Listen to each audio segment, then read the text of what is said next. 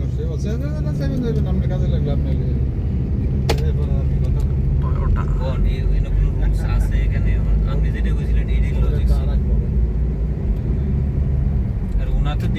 আপনি বস দেখিও না উনি যে কাজ করে আছে 100 গুণ কাজ মনে আপনি বেশি করেন ওনার কিন্তু সারা বছর খালি সত্যিকার শেষ ছুটি কি ডিউটি করে এই দায়িত্ব আপনার দেওয়ার দরকার আছে এই সিএন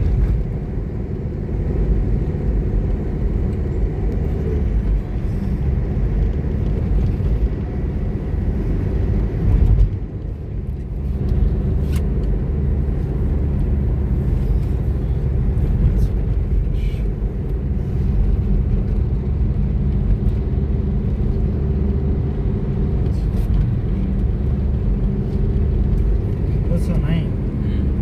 করোনার মধ্যে যে তুই বাড়ি যে থাকছিলি আমি থাকছিলাম রফিক আমরা অনেকেই বাড়ি যে ছিলাম না 2 মাস 10 দিন 2 মাস এমন ওই সময় মনে কাছে রতন স্যারের দায়িত্বে থাকার দরকার ছিল ওই সময় যদি রতন স্যার দায়িত্বে থাকতো তাই তো মনে কাছে স্টক করতো আমরা বাড়িতে কেন আছি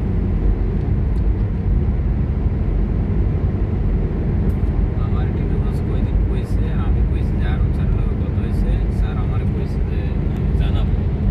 তুমি এর ভিতরে যদি আসতে পারো আইসো আমি কইছি ঠিক আছে আসতে পারলাম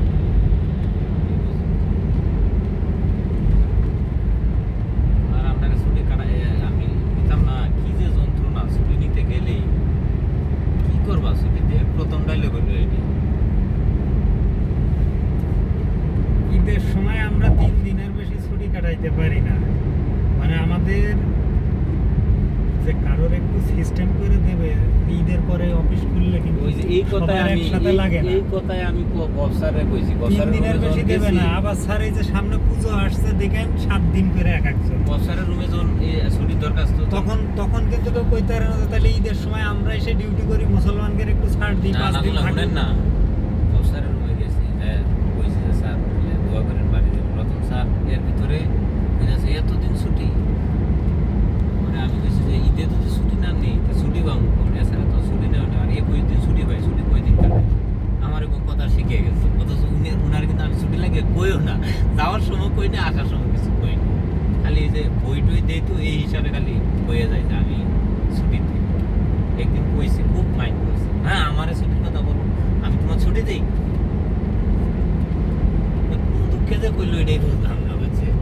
কইতে গেলেও যাবে